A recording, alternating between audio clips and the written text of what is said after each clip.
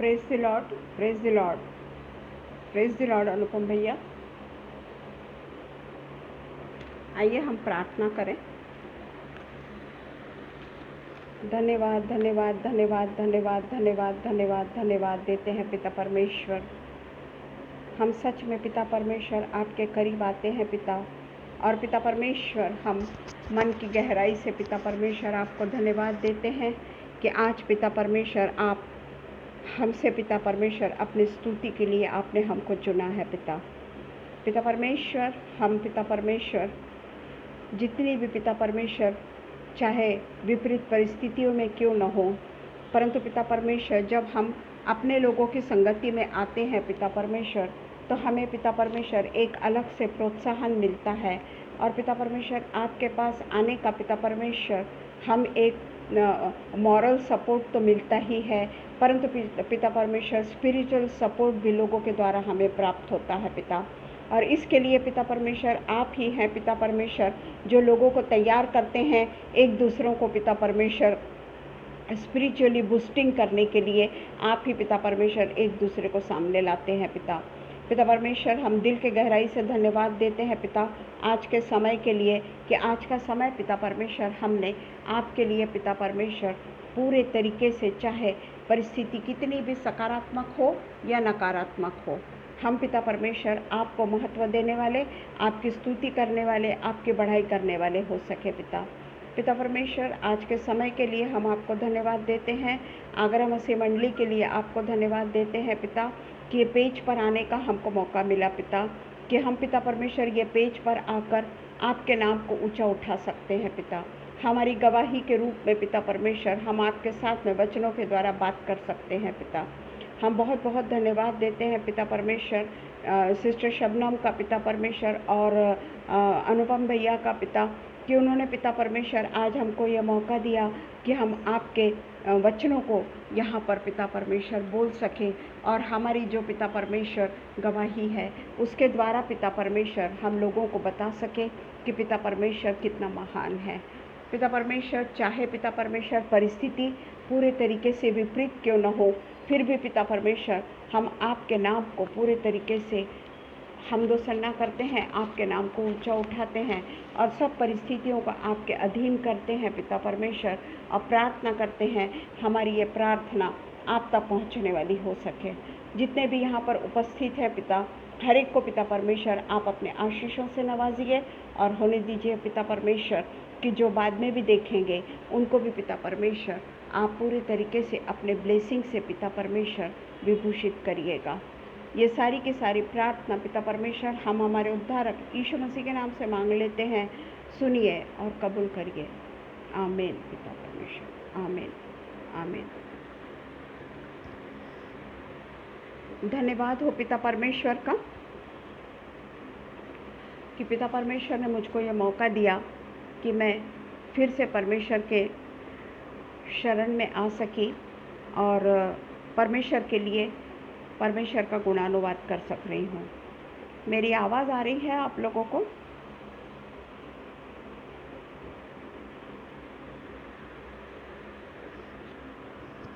Hallelujah hallelujah hallelujah. मेरी आवाज़ आ रही है आप लोगों को?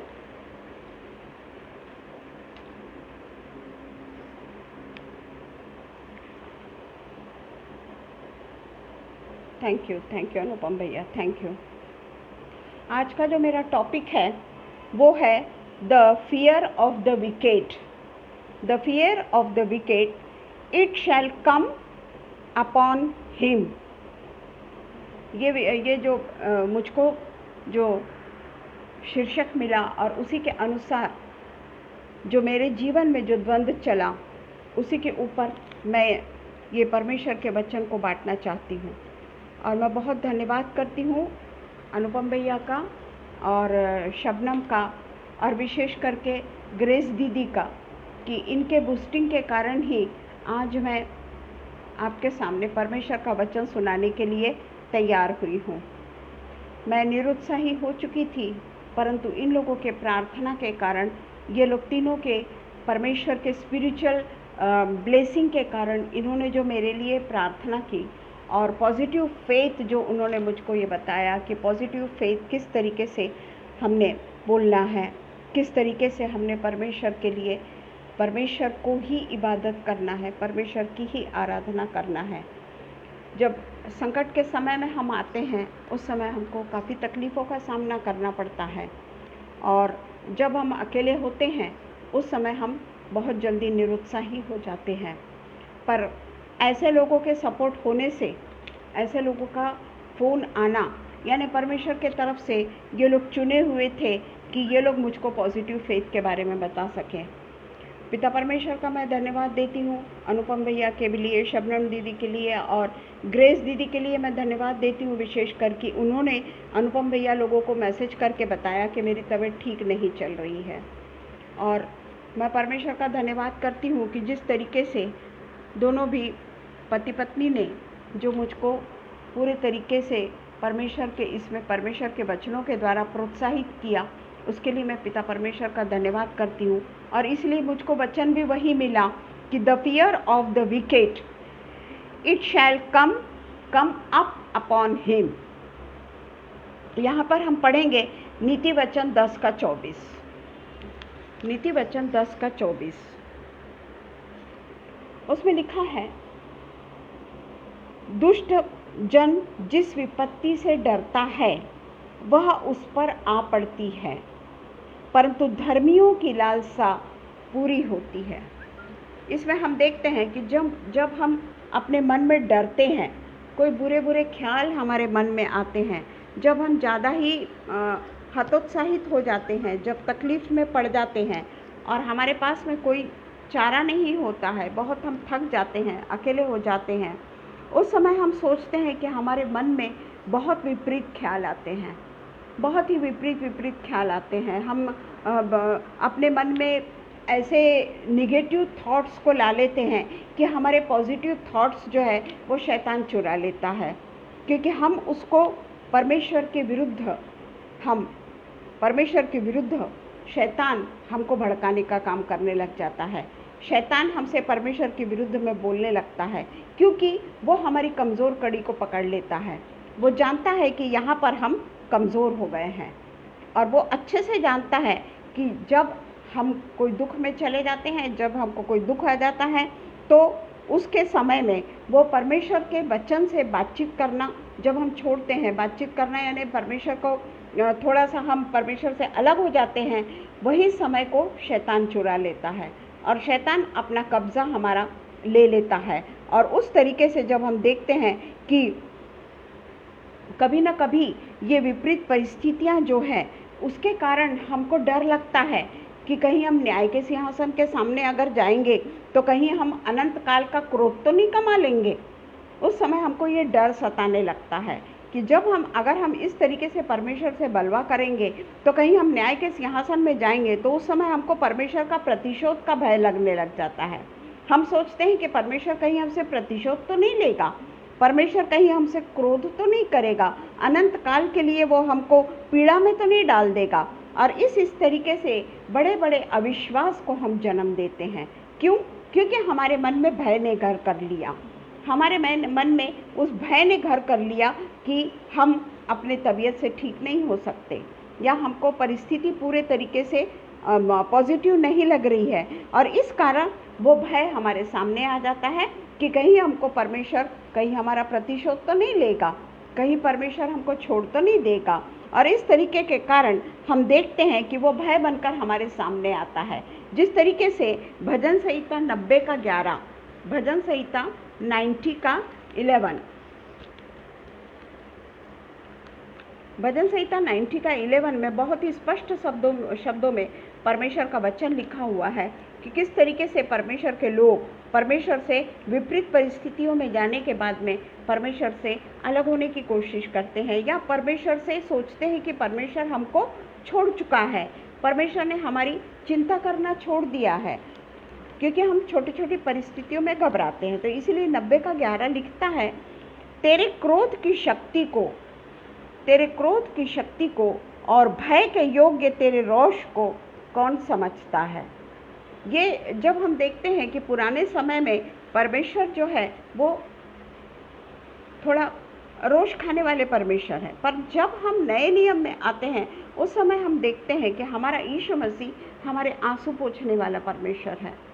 ज़रूर हम विपरीत परिस्थितियों में होने के कारण हम कुछ समय के लिए क्यों ना हो, शॉर्ट पीरियड के लिए क्यों ना हो, हम थोड़ा सा परमेश्वर से अलग चले जाते हैं। हम परमेश्वर के विरुद्ध में सोचने लगते हैं कि पिता परमेश्वर ने हमको छोड़ दिया, पिता परमेश्वर ने हमको त्याग दिया।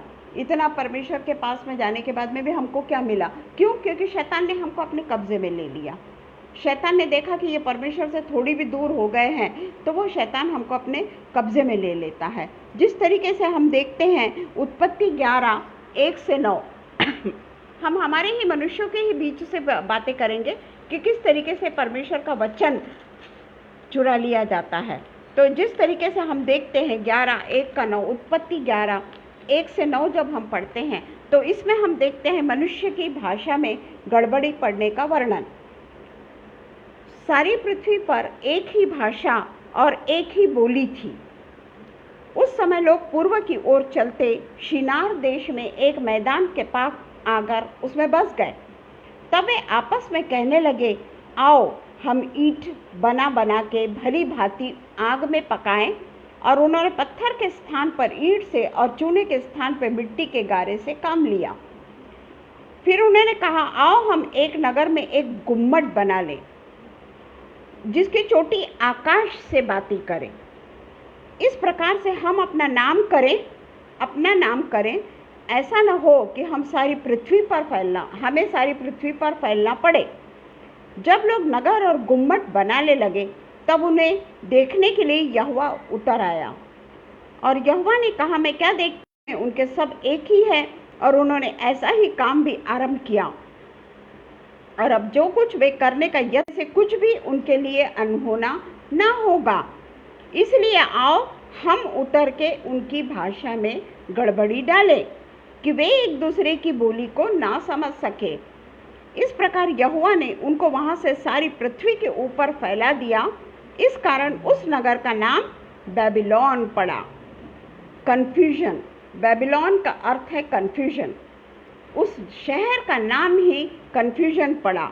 वह यहोवा ने वही डाली और वहीं से यहोवा ने मनुष्य के सारी पृथ्वी के ऊपर फैला दिया। मनुष्य परमेश्वर से शक्तिशाली बनने की कोशिश करने लगा। मनुष्य ने सोचा कि चलो हम इतना ऊपर तक गुम्मट बना ले और सब एक साथ में रहें ताकि हमको पृथ्वी पर ना फैलना पड़े। वो अपनी शक्ति बताना चाहता था परमेश्वर को। वो ये बताना चाहता था कि किस तरीके से हम एक साथ में रह के आकाश तक का इतना बड़ा हम गुम्मट के जैसा वहाँ पे घर बना लें और वहाँ पर हम एक साथ में रहने लगे। पर परमेश्वर वो नहीं चाहता था। और परमेश्वर ने इमीडिएटली उतर के देखा कि ये लोग किस तरीके के काम कर रहे हैं। और परमेश्वर ने उनको पूरे तरीके से उनके भाषा में गड़बड़ी पैदा कर उन लोगों को पूरे तरीके से अलग अलग कर दिया। तो ये जो है ये किस लिए हुआ, ये क्यों हुआ, गुम्मट बनाने का काम क्यों करा उन्होंने? क्योंकि उनको परमेश्वर के ऊपर विजय पाना था। उनको ऐसा लगा कि परमेश्वर से शक्तिशाली हम बन जाएं, परमेश्वर जो भी कुछ कर रहा है उससे ज्यादा बड़े हम बन जाएं। अभी दिक्कत है ना, हर चर्च बैठे थे, अमरला भी देखा, उससे भी ज्यादा शक्तिशाली हम बन जाए। और इसलिए वो परमेश्वर को चैलेंज देने लगे, परमेश्वर को वो चैलेंज करने लगे। और वही हम देखते हैं कि इस तरीके से लोग जिन बातों से डरते हैं, घबरा जाते हैं, वही बातें उन पर आ पड़ती है। पॉजिटिव थिंकिंग और निगेटिव थिंकिंग में यही फर्क है। अगर मनुष्य निगेटिव थिंकिंग में चला जाता है, परमेश्वर कोई ना कोई ऐसा व्यक्ति उनके सामने खड़ा कर देता है जो उनको काउंसलिंग करे। ये परमेश्वर का काम है कि परमेश्वर अपने लोगों को तोड़ना नहीं चाहता, अपने लोगों को दूर नहीं करना चाहता। तो जिस तरीके से मैंने आपको पहले ही बताया कि जिस तरीके से मुझको ग्रेस दीदी का सहारा मिला, शबनम है, अनुपम भैया है, इन लोगों ने जो मुझको कहना चाहिए कि परमेश्वर ने उन लोगों को चुना। हालांकि अभी भी मेरी तबीयत अच्छी नहीं है, मैं अभी भी पूरे तरीके से स्वस्थ फील नहीं कर रही हूँ, पर मैंने जब मैंने इन लोगों की बातें सुनी और मुझे ऐसा लगा, क्योंकि परमेश्वर ने उन लोगों को चुना मेरे लिए कि मुझको पूरी तरीके से, वो जो मेरे को एक डर सा समा गया मेरे शरीर में, जो प्रॉब्लम्स है उससे डर ही आएगा, उसे डर ही उत्पन्न होगा। ऐसा प्रॉब्लम से मैं गुजर रही हूँ तो उसे डर ही उत्पन्न होगा। परंतु पिता परमेश्वर ने ना ही मुझको कोई बड़ी बीमारी होने दी, और हर प्रकार के टेस्ट होने के बाद में भी, यानी मैं बता रही हूँ कि मेरा सबसे पहले तो सोनोग्राफी हुआ, वो भी मेरा पूरे तरीके से नॉर्मल निकला। उसके बाद में मेरा कोलोनोस्कोपी हुआ, तो कोलोनोस्कोपी में भी मेरा सब कुछ नॉर्मल निकला। थोड़ा सा पाइल्स का थोड़ा सा तकलीफ निकली। उसके बाद में मेरा ब्लड टेस्ट हुआ, ब्लड टेस्ट में भी मेरा पूरा नॉर्मल निकला। लिवर टेस्ट हुआ, लिवर टेस्ट भी नॉर्मल निकला। और कल नहीं, परसों के दिन मेरा सीटी स्कैन भी हुआ, और वो सीटी स्कैन भी नॉर्मल निकला। पर तकलीफ मुझको है, मुझको यानी जो क्या बोलना चाहिए कि बहुत दिनों से जो तकलीफ मेरी क्रॉनिक है, मेरा वो प्रॉब्लम क्रॉनिक प्रॉब्लम है, और उसको जाने में समय लगेगा। परंतु मैं एक बात को सचमुच में मैं धन्यवाद देती हूँ कि जब हम लोग सब साथ में एक साथ में मिलकर परमेश्वर के वचन को बोलते हैं, परमेश्वर के वचन को सुनते हैं, और परमेश्वर के वचन के द्वारा लोगों से जब हम सांत्वना पाते हैं, तो वो हमारे लिए एक परमेश्वर की बहुत बड़ी एक हमारे लिए गिफ्ट है कि जो हम लोग सब एक साथ में मिलकर एक दूसरे के लिए प्रार्थना करते हैं। किसी न किसी के जरिए ये पता पड़ जाता है कि वो व्यक्ति बीमार है, और सब लोग मिलकर जब उनको मॉरल बूस्टिंग तो जाने दीजिए, पर स्पिरिचुअली जब वो आदमी को बढ़ाते हैं, तो उसके कारण उनके मन में जो भय जो समा गया है, या जो डर समा जाता है, और वो सोचते हैं कि हम किस तरीके से ठीक होंगे या नहीं होंगे, परंतु परमेश्वर के लोग मिलकर उनको परमेश्वर के राज्य के फिर से अधिकारी बनाते हैं, परमेश्वर के राज्य के फिर से अधिकारी बनाते हैं। और वो लोग परमेश्वर के नाम का इनकार नहीं कर सकते। परंतु धर्मी जो जो धर्मी नहीं है, वो परमेश्वर के पास फिर से नहीं आएगा। वो बोलेगा ये लोग बेकार की बातें कर रहे हैं, क्योंकि वो शैतान के अधीन हो जाता है। पर जो धर्मी जो होते हैं, वो केवल परमेश्वर पर विश्वास करने लगते हैं और उनकी इच्छा को पूरा करना जानते हैं। और उसी समय मैंने मॉर्निंग के समय मुझको लगा कि चलो मैं कुछ छोटा मोटा भाषण तैयार करूं। उस समय मुझको ये 10 का 24 नीति वचन 10 पढ़ रही थी मैं, तो उसमें मुझको ये 24वां जो वचन है वो मुझको प्रिक करने लगा, और इसलिए मैंने उसके ऊपर ही ये भाषण को बनाया, जिसका टाइटल ही है the fear of the wicked it shall come upon him. और उस इससे बचाने वाले हमारे लोग होते हैं, वो पर्सन को बचाने वाले हमारे ही परमेश्वर के जन होते हैं, जिनको परमेश्वर ने उस चीज के लिए चुना होता है। तो हम देखते हैं नीति वचन, हम 10 का जो अध्याय है वो 12 से 22 तक भी अगर देखेंगे, तो उसमें भी हमको यही सब चीजें देखने को मिलती है कि परमेश्वर ने किस तरीके से नीति वचन जो सुलेमान के द्वारा लिखा गया, उसमें जो 12 से 22 जो है, इतना तो हम नहीं पढ़ सकेंगे, पर इसमें लिखा है कि प्रेम से सारे अपराध ढप जाते हैं, समझने वालों के वचनों में बुद्धि पाई जाती है, परंतु निर्बुद्धि के पीठ के लिए कोड़ा है। बुद्धिमान लोग ज्ञान को रख छोड़ते हैं, परंतु मूढ़ के बोलने से विनाश निकट आता है। अगर कोई हमको व्यक्ति ऐसा मिल जाए जो परमेश्वर से अलग है, और वो अगर हमारा काउंसलिंग करने लगे, तो निश्चित ही हमको उसके काउंसलिंग में अगर हम चले गए तो हम परमेश्वर से दूर चले जाते हैं। हम धर्मी नहीं कहलाएंगे, हम मूढ़ लोग कहलाएंगे, हम मूर्ख लोग कहलाएंगे। और इसलिए यहाँ कहता है कि बुद्धिमान लोग ज्ञान को रख छोड़ते हैं, परंतु मूढ़ के बोलने से विनाश निकट आता है।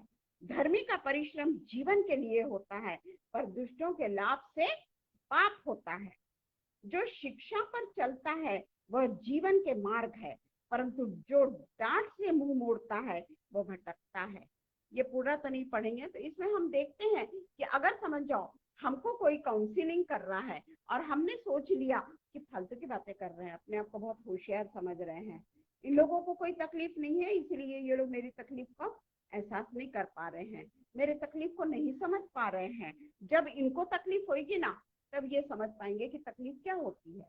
तो ये मेरा मूर्ता हो गई, ये मेरी मूर्ता हो गई, क्योंकि परमेश्वर ने किसी भी जन को मेरे पास में इसलिए भेजा है कि मैं परमेश्वर के ज्ञान को समझ सकूं। तकलीफ के कारण या मुसीबत के कारण जो हम परमेश्वर से मुंह मोड़ लेते हैं, पर थोड़ी ही देर में जो परमेश्वर के लोग होते हैं परमेश्वर उनको नहीं छोड़ता, वो बराबर उनको पूरे तरीके से उसकी इच्छा के द्वारा, परमेश्वर की इच्छा के द्वारा वो फिर से उसको वापस लाता है। और इसलिए हम देखते हैं कि जो परमेश्वर के अधीन होकर काम नहीं करते हैं वे अपने आप को जोखिम में डालते हैं। परमेश्वर के अधीन रहकर अगर हम काम नहीं करें तो हम अपने आप को जोखिम में डालेंगे, और इसलिए वो व्यथित होते हैं, वे दुखी होते हैं, वो निराश हो जाते हैं।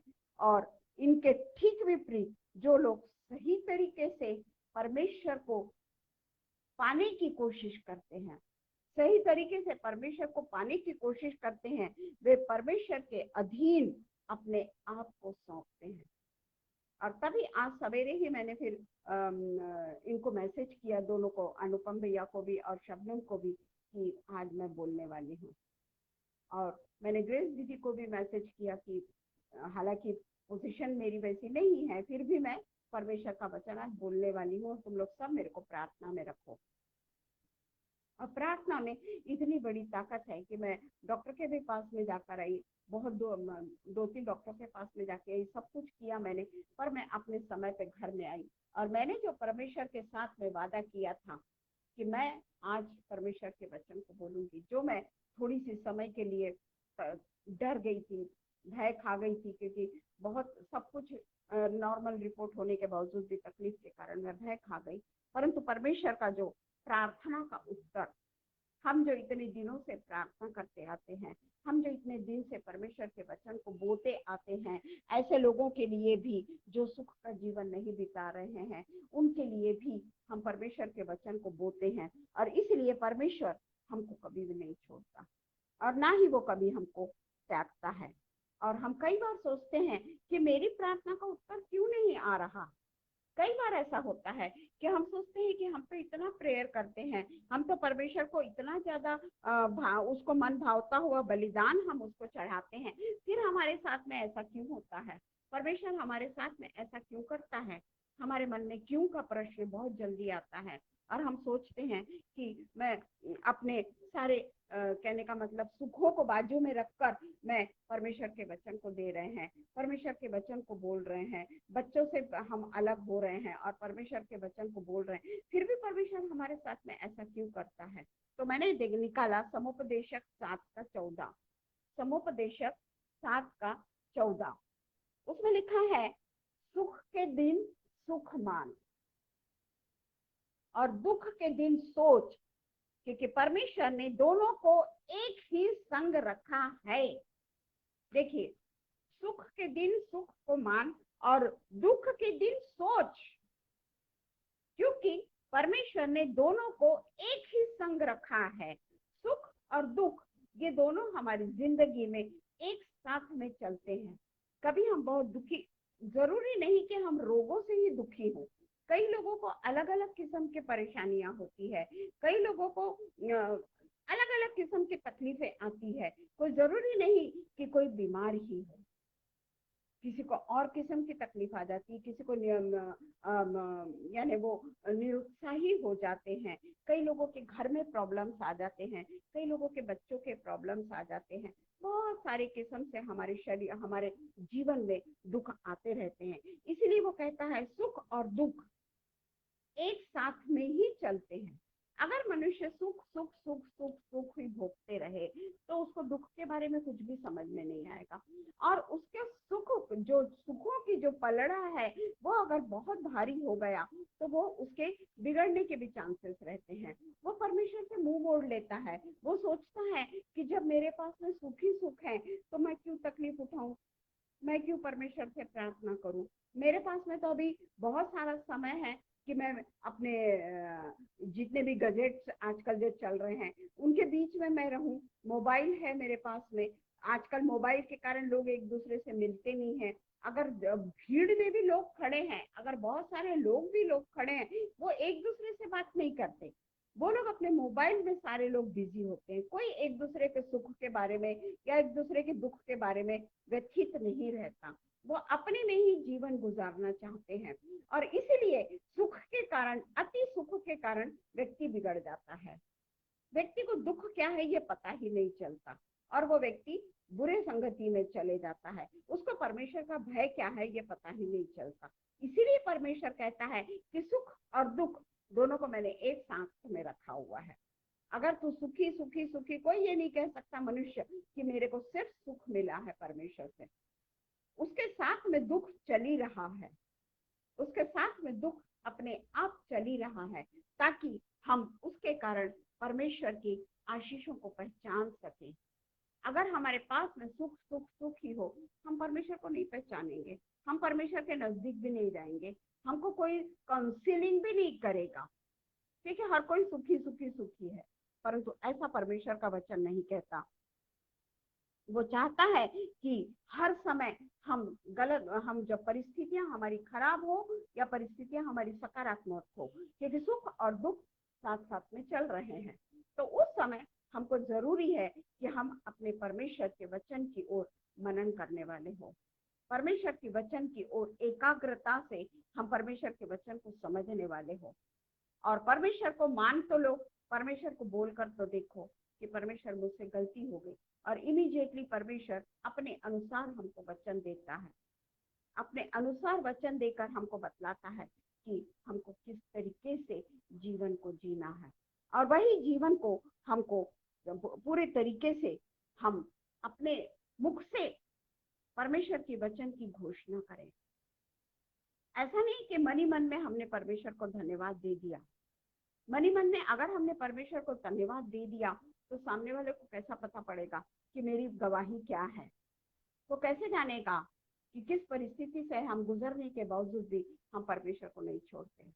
वो सामने वाले को पता ही नहीं चलेगा। और इसलिए बहुत जरूरी है कि हम उस चीज की घोषणा करें जिस तरीके से समुपदेशक 8:11 में लिखा हुआ है कि बुरे काम के दंड की आज्ञा फुर्ती से नहीं दी जाती, बुरे काम के दंड की आज्ञा फुर्ती से नहीं दी जाती।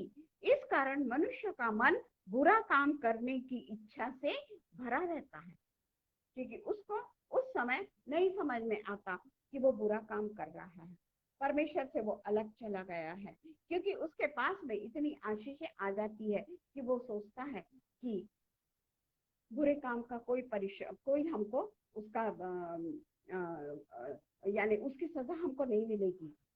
वो यही सोचता है कि परमेश्वर है ही नहीं, वो क्या हमको बुरे काम की सजा देगा। परंतु परमेश्वर का वचन कहता है मनुष्य का मन बुरे काम करने की इच्छा से भर जाता है। और इसलिए हमको चाहिए कि जिस तरीके से हम देखते हैं 12:12 और 13:14 क्या बोलता है परमेश्वर का वचन जो है, पहले हम देखते हैं कि 11:8 पहले क्या बोलता है। 11:8 यदि मनुष्य बहुत वर्ष समुपदेशक यदि मनुष्य बहुत वर्ष जीवित रहे तो उन सबों में आनंदित रहे, परंतु यह स्मरण रखे कि अंधियारे के दिन भी बहुत होंगे। कहीं पे भी परमेश्वर ने हमको ये प्रॉमिस नहीं किया कि तुम्हारा जो जीवन है वो फूलों की सेज होगा। वो कहीं पे भी परमेश्वर का वचन ऐसा नहीं कि तुम जाकर परमेश्वर को क्लेम करो कि तूने तो परमेश्वर ऐसा ऐसा बोला, तो मेरे जीवन में दुख क्यों, मेरे जीवन में परेशानी क्यों। परमेश्वर को हम चैलेंज कर ही नहीं सकते, क्योंकि परमेश्वर कहता है कि सुख के साथ में दुख भी लगा रहता है, वो दोनों साथ साथ में चलते हैं। और यहाँ पर भी परमेश्वर बोलता है कि यदि मनुष्य बहुत वर्ष जीवित रहे तो उन सबों में आनंदित रहे। परंतु यह स्मरण रखे कि अंधियारे के दिन भी बहुत होंगे, अंधियारे के दिन भी बहुत होंगे, और उस समय हम केवल और केवल अपने परमेश्वर की ओर ताके। इसलिए 12 का 1 कहता है, और उसके पहले हम देखते हैं कि 8 और 9वें वचन में क्या कहता है परमेश्वर। 11 का 8 और 9 समुपदेशक, हे जवान, अपनी जवानी में आनंद कर और अपनी जवानी के दिनों में मगन रहे, अपनी मनमानी कर और अपनी आंखों की दृष्टि के अनुसार चल, परंतु यह जान रख, परंतु यह जान रख, परमेश्वर आखिरी में क्या बोलता है, परंतु यह जान रख, इन सब बातों के विषय में परमेश्वर तेरा न्याय करेगा। अगर हम केवल ऊपर की ही चीजें पढ़ ले और खुश हो जाएं कि पिता परमेश्वर का तो वचन है ये कि हे जवान, अपने जवानी में आनंद कर, अपनी जवानी के दिनों में मगन रहे, अपनी मनमानी कर, आंखों की दृष्टि के अनुसार चल। यहाँ हम फुल स्टॉप ले लिए, फुल स्टॉप है ही वहां पर। हाँ, हम बड़े खुश हो जाएंगे ना कि परमेश्वर का वचन है ये। आगे हम पढ़ना ही नहीं चाहेंगे कि परमेश्वर ने आगे क्या लिखा हुआ है, क्योंकि आगे का वचन बोलता है, परंतु ये जान रख कि इन सब बातों के विषय में परमेश्वर तेरा न्याय करेगा। अपने मन से खेद और अपनी देह से दुख को दूर कर, क्योंकि लड़कपन और जवानी दोनों व्यर्थ है। गुजर जाता है बहुत जल्दी से जवानी हमारी, लड़कपन भी हमारा बहुत जल्दी गुजर जाता है, और एक उम्र के बाद में जिंदगी काटना मुश्किल हो जाता है। इसलिए वो कहता है कि अंधियारे के दिन भी बहुत होंगे। जवानी तो निकल जाएगी, लड़कपन भी निकल जाएगा, पर अंधियारे के दिन बहुत होंगे।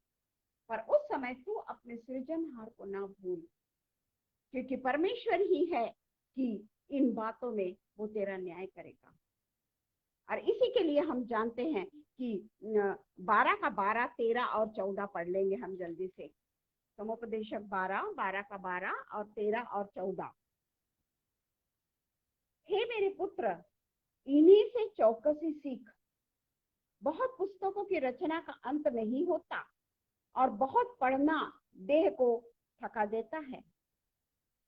सब कुछ सुना गया, पर अंत की बात यह है कि परमेश्वर का भय मान। अंत की बात यह है कि परमेश्वर का भय मान और उसकी आज्ञाओं का पालन कर, क्योंकि मनुष्य का संपूर्ण कर्तव्य यही है, परमेश्वर का भय मानना। अपने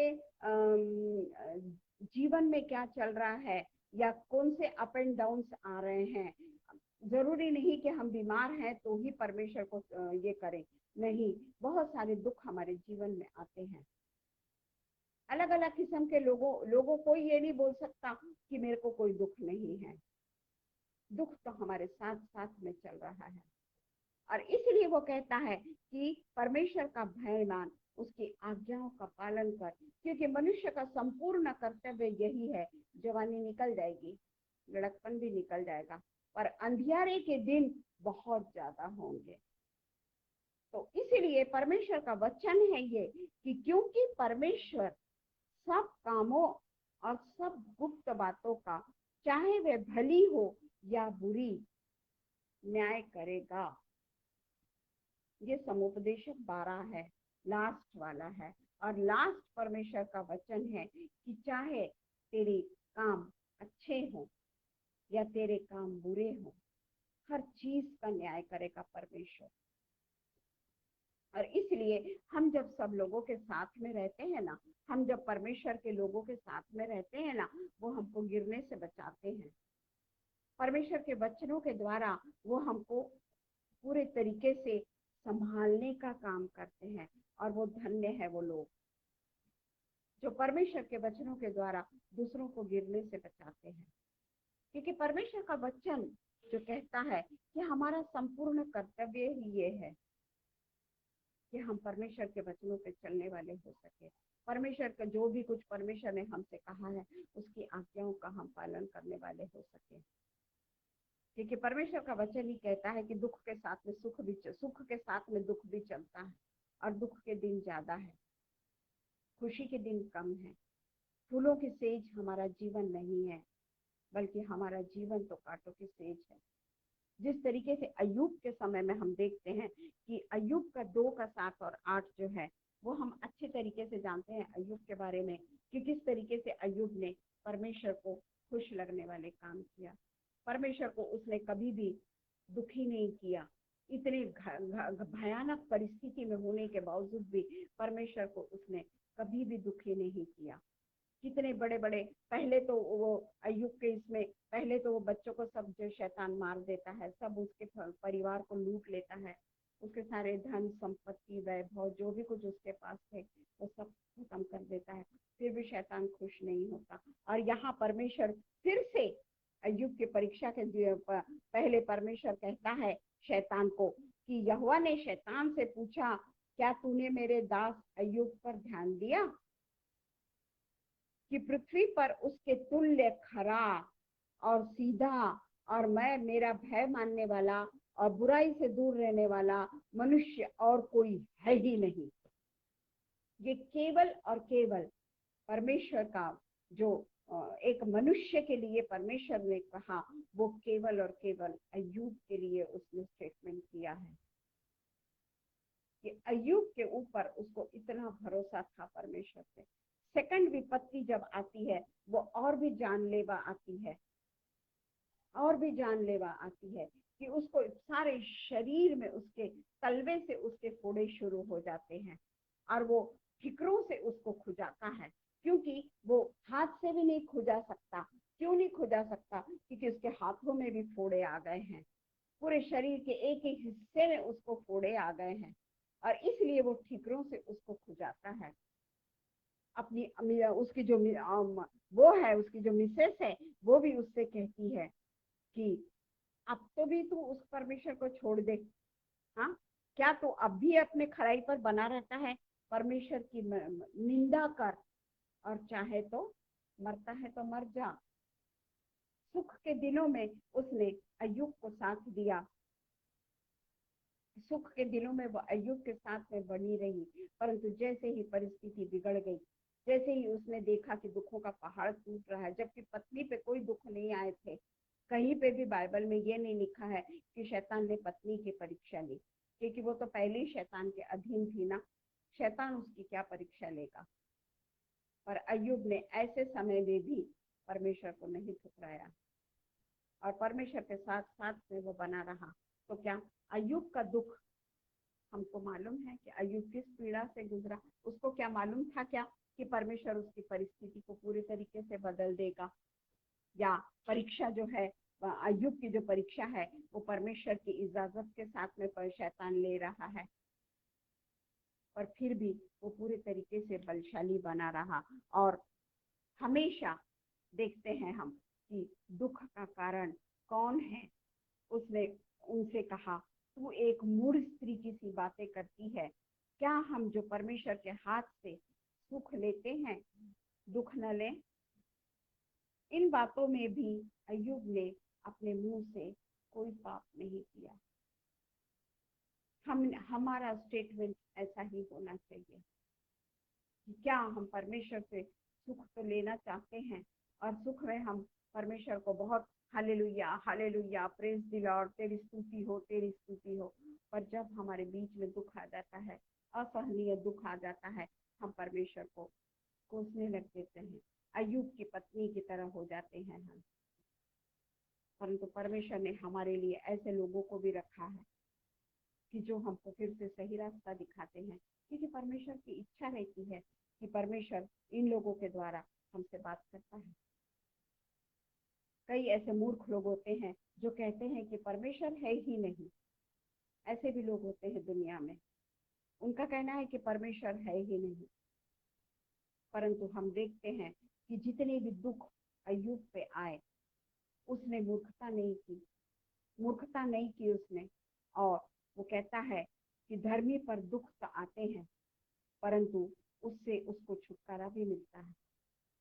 धर्मी पर दुख तो आते हैं और बहुत आते हैं, धर्मी पे दुख बहुत आते हैं, परंतु उससे उसको छुटकारा भी मिलता है। जब हम परमेश्वर के वचनों को खोजते हैं, उसी समय हम जानते हैं कि परमेश्वर हमारी किस तरीके से अगुवाई करता है। परमेश्वर हमें किस तरीके से किसी न किसी के द्वारा हमको फिर से परमेश्वर के पास में ले जाता है। हम दुख के समय में ही ये समझ सकते हैं कि हमारा रियल जो साथी है, रियल जो हमारा पार्टनर है, वो कौन है। क्योंकि सुख में तो हर एक मनुष्य हमारे साथ में रहता है, सुख में तो कोई हमें नहीं छोड़ता। सुख के समय जब हमारे यहाँ पे फंक्शंस होते हैं या जो भी कुछ हम सेलिब्रेशन करते हैं, भीड़ की भीड़ हमारे घर में जमा हो जाती है।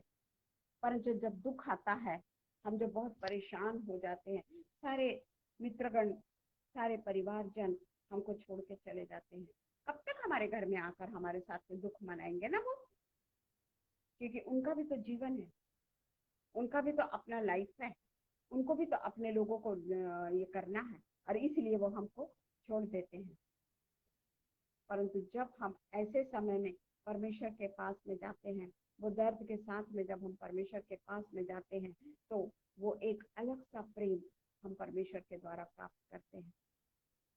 हम कई बार सोचते हैं कि परमेश्वर हमको प्यार करता है या नहीं करता है, उसने तो हमको छोड़ दिया। परंतु वो कहता है कि वो केवल दुख ही नहीं देता, परमेश्वर हमें केवल दुख ही नहीं देता, बल्कि वो हमको अपने नजदीक में लाकर, परमेश्वर के नजदीक में जाकर जो हमको सुख मिलता है, वो संसार का सुख नहीं होता, वो संसार का सुख नहीं होता। संसार का सुख आज है, कल मिट जाएगा। पर परमेश्वर ने कहा है कि इस संसार में तुम जरूर दुख को पाओगे, परंतु अंतिम समय में मैं तुमको अनंत जीवन का अधिकार दूंगा, जहाँ न दुख है, न विपत्ति है, न किसी प्रकार का रोना है, न झगड़े हैं, न बैर है, न दुष्टता है। वहां वो हमको लेके जाएगा और वहां बिल्कुल भी दुख नहीं होगा।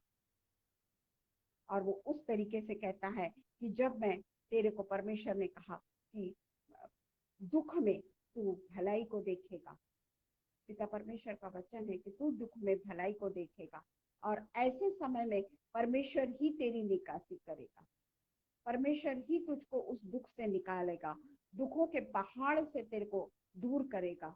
अब तेरे सामने जो दुखों का पहाड़ है, वो पूरे तरीके से हटाया जाएगा। अगर तू गहरे नदी में भी डूबता है, गहरे जल में भी डूबता है, गहरे समुद्र में भी डूबता है, तो परमेश्वर तुझे हाथ पकड़कर उठा लेगा। परमेश्वर पूरे तरीके से जो भी कुछ करता है, वो हमारे भले के लिए करता है। परमेश्वर हमको इससे कुछ सिखाना चाहता है, हमारे विश्वास को वो और भी बढ़ाना चाहता है। हम जानते हैं कि किस तरीके से परमेश्वर हमारे विश्वास को बढ़ाना चाहता है। जिस तरीके से हम योना के भी जीवन में देखते हैं कि योना अपने मन के अनुसार निनवे को न जाते हुए तर्शीश को भाग जाता है। वहां पर परमेश्वर की इच्छा नहीं है ना कि वो निनवे को छोड़कर तर्शीश को भाग जाए। परमेश्वर अपनी इच्छा के अनुसार योना से काम कराते हैं, और योना खुद कहता है कि मुझको तुम जल में फेंक दो करके, और वो 3 दिन तक मछली के पेट में रहता है। हम अच्छे से जानते हैं कि योना के साथ में क्या क्या हुआ, और उसके बाद में हम देखते हैं कि योना को जब परमेश्वर ने कहा कि इस नगर को तू श्राप दे और इस नगर के लोगों को तू बोल कि तुम लोग पूरे तरीके से खत्म हो जाओगे, और ये बात योना ने जाकर वहां पर प्रवेश करके निनवे को 40 दिन के बीतने पर निनवे उलट दिया जाएगा, इतना ही बोला उसने। परंतु परमेश्वर के जो लोग थे वहां पे, जो परमेश्वर के लोग थे, राजा से लेके तो सब लोग, उन्होंने टाट ओढ़कर दुख का सप्ताह मनाना शुरू किया, और सारे लोगों ने पूरे तरीके से कुमार्ग से फिरे और उपद्रव से पश्चाताप करने लगे। उन लोगों ने परमेश्वर को जरूर छोड़ दिया था, उन लोगों ने पाप में चले गए थे, कुमार्ग पर लग गए थे, परंतु उन्होंने अपने नजरों को फिर से परमेश्वर पर लगाया, फिर से परमेश्वर को उन्होंने सहारा बनाया, और परमेश्वर ने उनको हर दुखों से मुक्त किया। और निन्वे को जो उलटने का प्लान था, परमेश्वर जो निन्वे को खत्म करना चाहता था, जो उसको समाप्त कर देना चाहता था, जो उसका नष्ट कर देना चाहता था, पर परमेश्वर इतना प्रेमी है कि अगर हम उसके तरफ मुड़कर फिर से चले जाते हैं तो हमारे पापों को अपने पीठ के पीछे फेंक देता है। उस समय हमारे पाप पीठ के पीछे चले जाते हैं, परमेश्वर उसको मुड़ के भी नहीं देख सकता, क्योंकि पीठ के पीछे जो हम फेंकते हैं वो हमको दिखाई नहीं देता। तो निन्वे के भी लिए परमेश्वर ने अपनी योजना को बदल दिया, और उस समय भी योना क्रोधित हुआ कि तूने मेरा अपमान किया।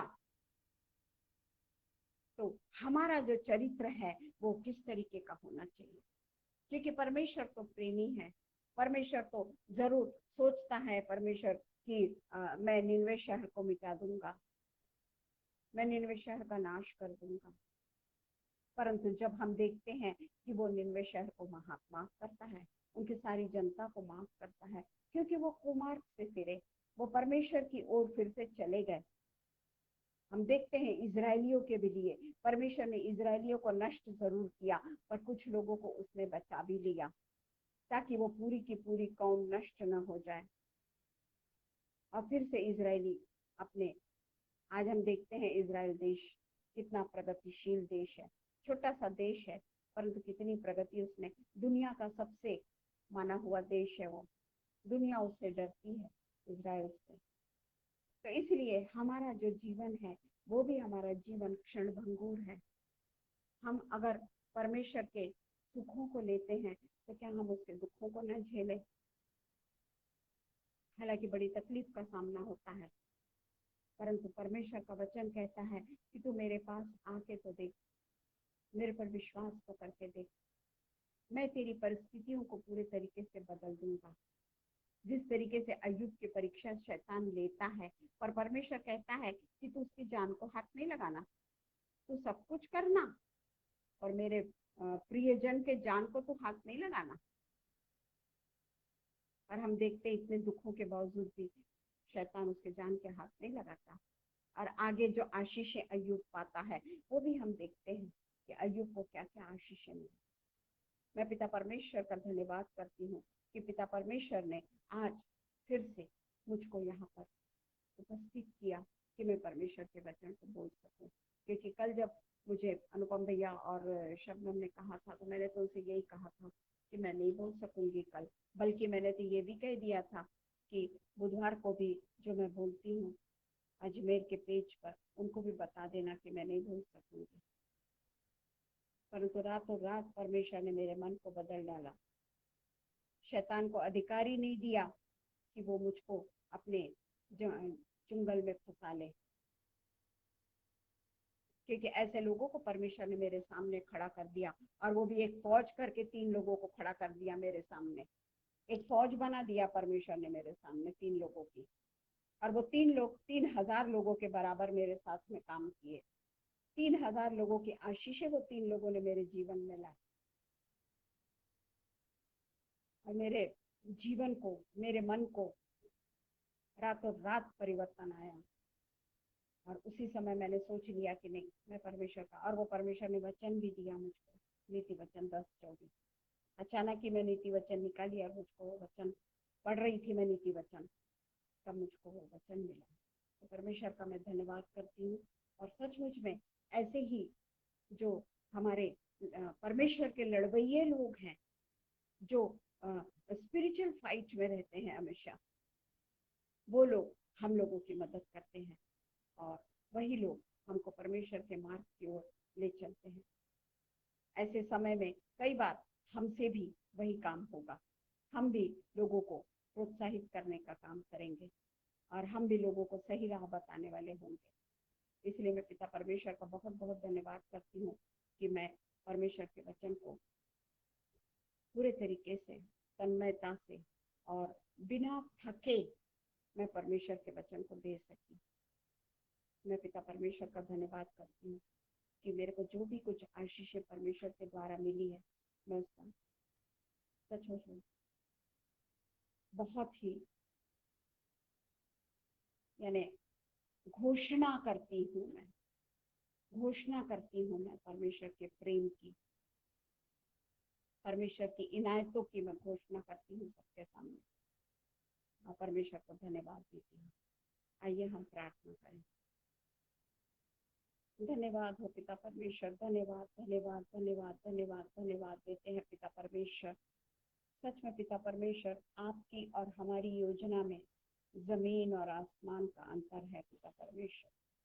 मनुष्य जो योजना बनाता है पिता परमेश्वर, वो योजना तो पिता परमेश्वर कोई काम की नहीं होती। वो तो पिता परमेश्वर परमेश्वर से अलग होने वाली बातें करती है। परंतु परमेश्वर के जो लोग होते हैं, परमेश्वर के जो साथ चलते हैं, परमेश्वर के लोगों के संगति में रहते हैं, उन लोगों के लिए हर बातें मिलकर विजय को ही हासिल करती है। हर बातें मिलकर जीत को ही हासिल करती है। और उसके लिए मैं सचमुच में पिता परमेश्वर आपका धन्यवाद करती हूँ पिता परमेश्वर, कि आपने पिता परमेश्वर हमें ये जीवन दिया, बहुतायत का जीवन दिया, कि हम आपके साथ में रहकर पिता परमेश्वर आपके वचन को पिता परमेश्वर बोल सके। आपके वचन को पिता परमेश्वर हम सही हृदय से, सही ढंग से और सही मार्ग पर जाने के मार्ग को पिता परमेश्वर आपने हमारे द्वारा बताया। उसके लिए हम आपका धन्यवाद करते हैं। फिर से एक बार पिता परमेश्वर मैं पेज के लिए धन्यवाद देती हूँ, ये प्लेटफॉर्म के लिए धन्यवाद देती हूँ, जहाँ पर पिता परमेश्वर आपने मुझे ये वचन बोलने का फिर से एक मौका दिया पिता। मैं फिर से एक बार जितने भी यहाँ पर उपस्थित हैं, हर एक को पिता परमेश्वर नाम बनाम आपके नाम से आशीष की घोषणा करती हूँ पिता परमेश्वर। और पिता परमेश्वर प्रार्थना करती हूँ जितनों ने भी ये वचन को सुना है पिता परमेश्वर, होने देना पिता परमेश्वर कि हर एक के मन में ये वचन 100 गुना फल लाने वाला हो सके पिता परमेश्वर। और जो बाद में भी सुनेंगे उनके भी लिए पिता परमेश्वर ये एक वचन तेजधारी तलवार के रूप में पिता परमेश्वर हर एक गुदे और हर एक के मांस को छेदने वाली हो जाए पिता परमेश्वर। और पिता परमेश्वर फिर से पिता परमेश्वर हम अपने आप को, सभी लोगों को जो यहाँ पर उपस्थित है, उन सबको हम आपके हाथों में देते हैं पिता परमेश्वर। और ये प्रार्थना हम हमारे उद्धारक और जीवते परमेश्वर के मीठे नाम से मांगते हैं। सुनिए और कबूल करिए। आमीन आमीन आमीन। धन्यवाद हो सबका, बहुत बहुत धन्यवाद देती हूँ मैं परमेश्वर का, और आप लोगों का भी कि आपने परमेश्वर के वचन को सुना और परमेश्वर के वचन के अनुसार आप सब ने मेरे लिए प्रार्थना की। उसके लिए मैं आप सबका धन्यवाद देती हूँ। Praise the Lord.